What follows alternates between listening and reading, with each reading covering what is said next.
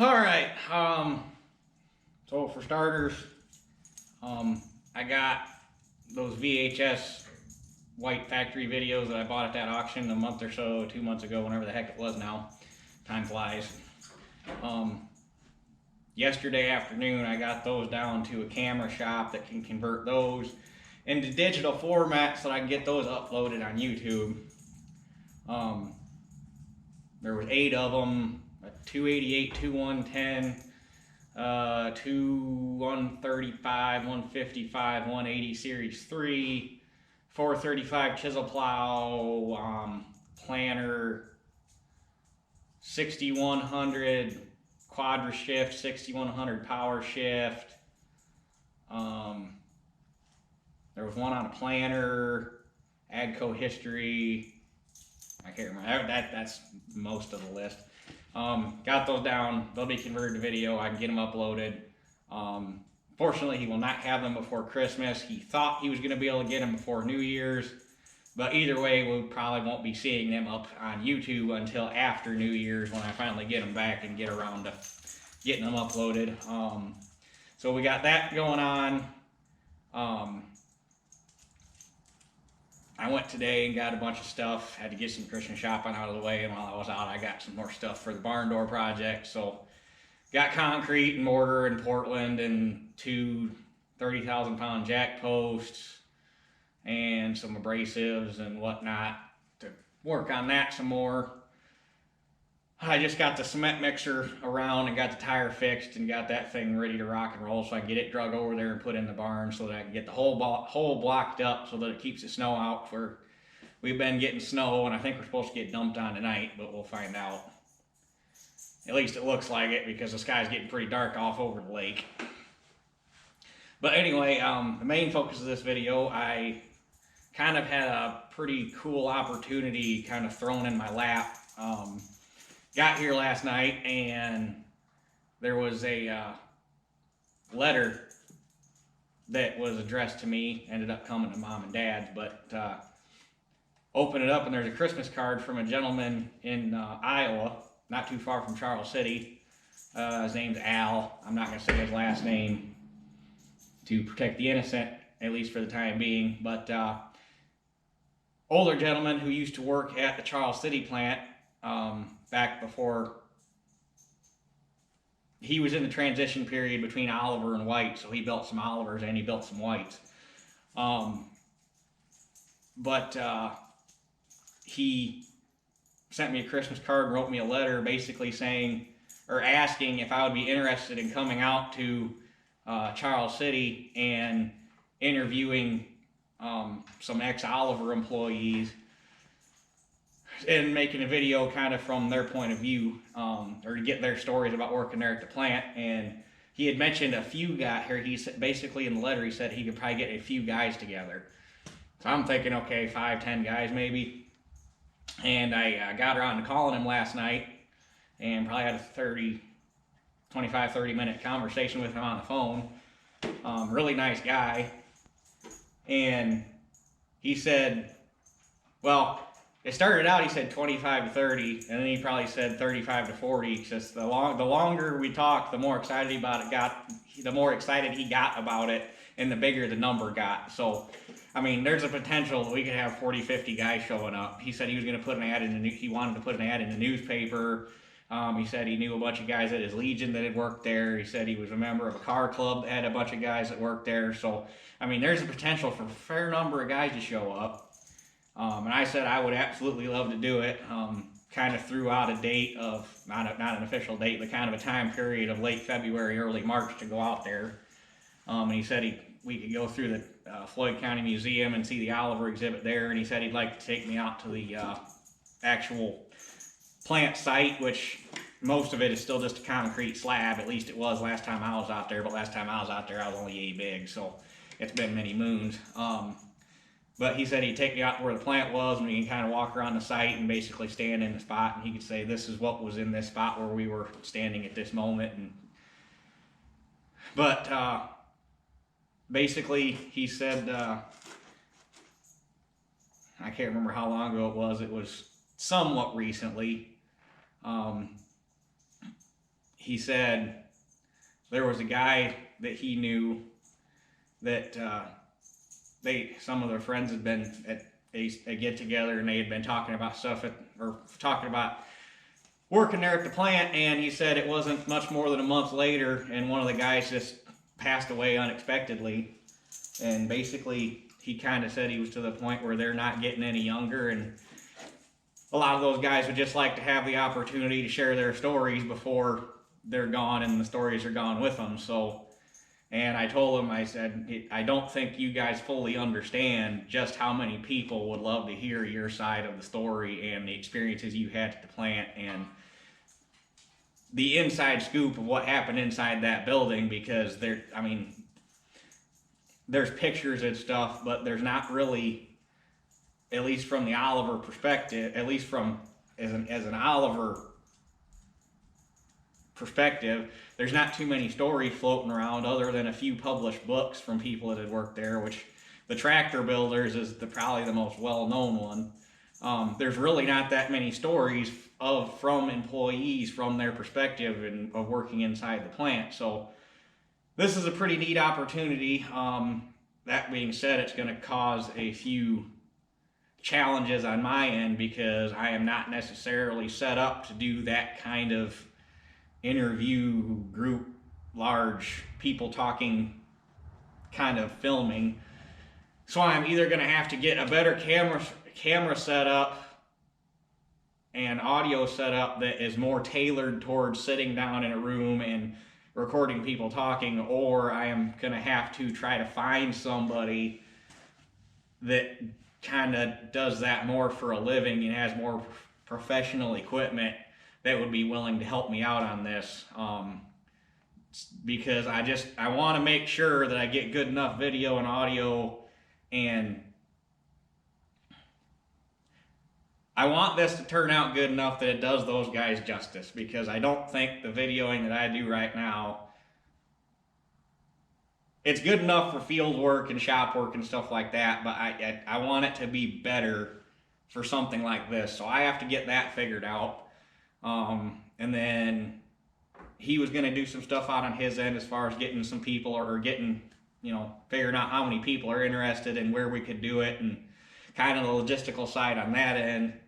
And like I say, I've got to figure out the best way to get the video, and I also have to figure out the best way, especially if we end up with a fairly large group of guys, and women for that matter. I don't know if he's got any office girls or anybody that would be there, there was obviously women working there at the plant too, so whoever ends up showing up, I have to figure out a good way to sit everybody down and have a chance for them to talk. But it probably logistically, it would be very hard to do it on an individual basis because of the fact that if you get that many people, you could drag this out for a whole week, which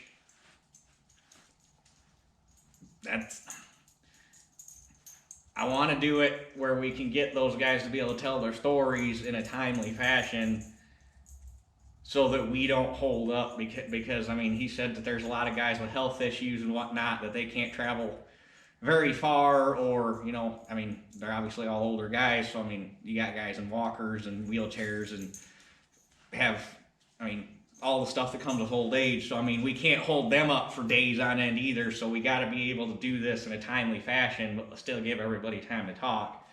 And one of the things, I was just talking to Mom and Dad about it here this afternoon, and kind of stumbled upon the idea of possibly, okay, if we get this many guys, we'll try to group them together.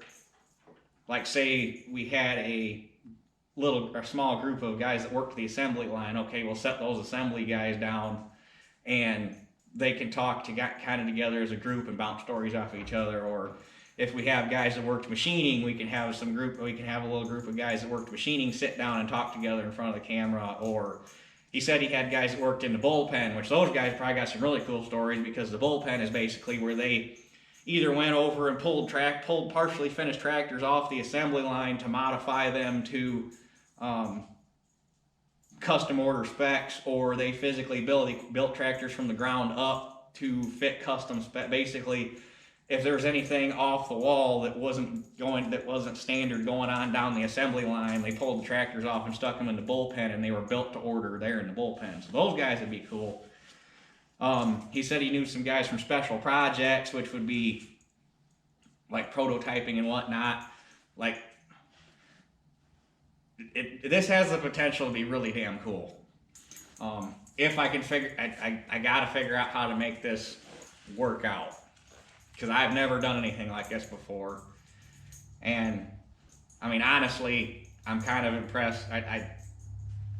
I'm honored that he picked me of all guys, because I mean, you think that somebody would be better for this to be somebody like Chris Losey, who been in this his entire life, and I was surprised that it was me of all people that he got a hold of, because there's probably some people that are better to represent this group of guys, but either way, I'm honored.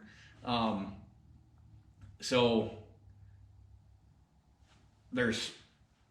we're gonna make this happen one way or the other.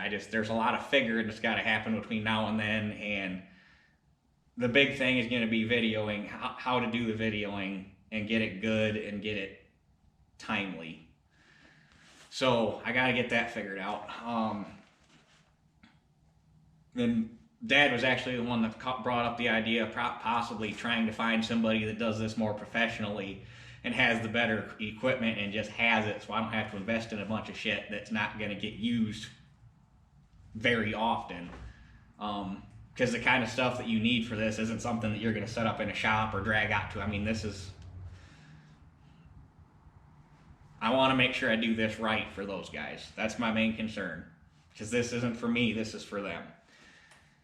Really, this isn't for any of us, this is for them. They are wanting to share their stories to the rest of us, but this is for them.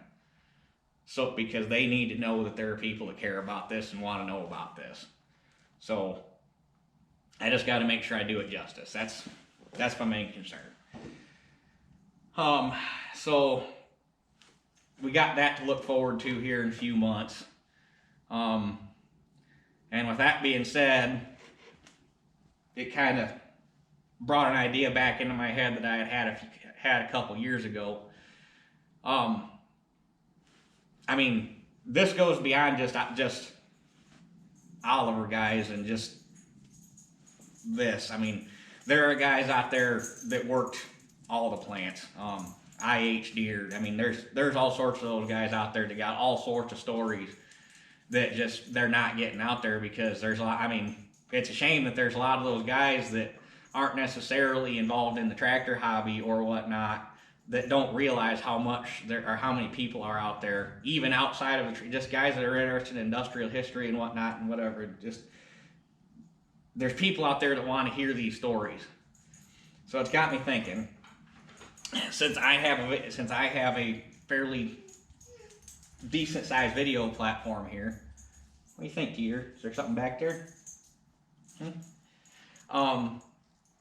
And I have the ability to reach, I mean, I'm not super duper huge, but I still have the ability to reach out to a fair number of people here. I want to try to do something here, and this is going to apply to, it doesn't have to be tied,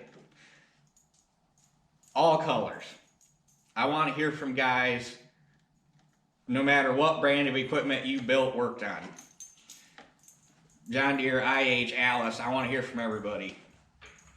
If there's any of you guys out there that worked, or if you have grandparents or relatives or neighbors or whatever, if you guys know of anybody that worked at a dealership or was an engineer or worked for a farm equipment company, or for that matter, we'll take it out a step further. If you know anybody that worked for a heavy equipment company, Caterpillar, Latorno, Euclid, any of those, I want to start a little archive project. And it's going to fit here in the winter when projects are kind of, especially since I don't have any major like restoration, tear down projects going this winter. It's just kind of a bunch of small stuff that's going to take a while to get videos put together. So anybody that worked at a dealership or worked for a company, building equipment or whatever, if you know of anybody, and let's say from the beginning of time up to 1999, say anywhere in that time period, get them set in front of a camera, get them talking. If you got pictures that they can like have pictures out on the table and, you know, show pictures on video and have them talking about what's going on, and, you know, something like that. Or if there's any old home video they have of inside the plant or something like that that is outside the realm of anything produced by the company for promote, but like home video, anything like that you can get converted to digital to get to me, that you'd like to see or that you would like to show the rest of the world. Let's kind of start doing that. Let's get these stories out before the people that know them, or before the people that have the stories are gone and they're lost forever. We'll use the email link that I have that I've been using for giveaways and whatnot. Get a video together. If you can get it on an SD card or if it'll fit on a thumb drive, get a video together of whatever, and email me and I'll get you information so you can send it to me, and I'll get it converted to digital and we'll get it put up so that the people that want to hear these stories can hear them. Because that's something we need to do for those guys or gals in that case. So that's kind of something I'd like to do if there's anybody interested. And I gotta believe that there's people out there that, if they knew the number of people that want to hear these stories, I gotta believe that there's old timers out there that would love to tell them. So, like I say, I'm gonna put a email link down in the video description here. Let's see if we can make something like this happen. I think it'd be cool. Like I say, if you can interview people, or if you yourself just want to sit down in front of a camera and start talking, like I say, dealerships, if you work for the company, anything, stories, we want to hear them. So yeah, I think that covers everything I wanted to talk about. So yeah, I think we have the potential.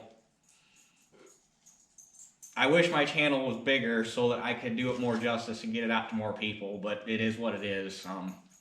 It would be, I got the potential to hit 20,000 before the end of the year. I think I only need 41 more subscribers and we'll hit 20,000, which is kind of neat. But I just wish I wish I was bigger so that I could reach out to more people, but we'll get there. So anyway, that's basically what I wanted to talk about. Is something big that we got coming down the pipe, and something that I'd kind of like for you guys, something that I'd like you guys to have the opportunity to participate in. So, but I'm really excited for this Charles City thing. If we can make it, we're gonna make it happen. There's no if about it. I just gotta get some stuff figured out. Honestly, after Dad mentioned that finding somebody that's already got the stuff and is better equipped for it, that sounds like a good idea. It's just gonna be a matter of how much does it cost, because I mean, there's people that'll pay thousands of dollars for, I mean, the one he threw out was like a wedding, somebody who videos weddings and stuff, and I mean, there's people that pay thousands of dollars for that, and I can't afford to throw that kind of money at this, so.